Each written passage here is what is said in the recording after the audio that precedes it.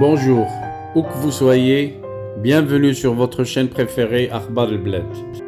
Une bonne nouvelle qui concerne les Marocains résidant à l'étranger bloqués à Sète.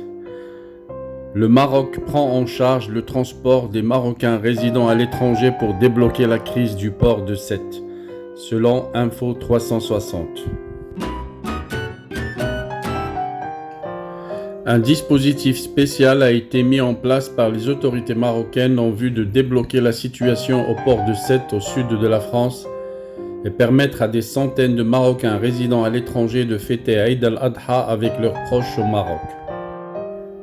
Des mesures spécifiques ont été prises hier, dimanche 18 juillet 2021, pour sortir des centaines de Marocains résidant à l'étranger d'une situation de détresse qui dure depuis plusieurs jours et leur permettre de passer l'Eid avec leurs proches. Selon ce qu'a indiqué un membre de la cellule de crise mise en place par les autorités marocaines au 360, le média marocain. Ainsi, les familles concernées ont pu embarquer gratuitement à bord de Romantika, l'un des deux ferries affrétés par l'autorité portuaire Tanger Med auprès de la compagnie maritime estonienne Tallink Group. En économisant le prix du billet, les bénéficiaires vont pouvoir payer les charges accumulées depuis quelques jours du parking sécurisé mis à leur disposition au port de Sète. Ceux qui veulent partir plus tard ont été logés et nourris gratuitement à l'hôtel, a ajouté ce membre de la cellule de crise.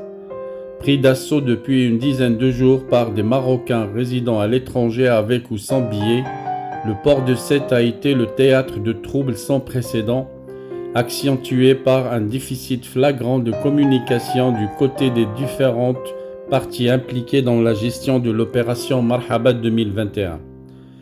L'absence totale du service client de la compagnie Intershipping qui assure la liaison Sète-Tanger a davantage compliqué la situation. Jeudi 15 juillet, la Croix-Rouge a été dépêchée sur place afin de porter assistance aux voyageurs.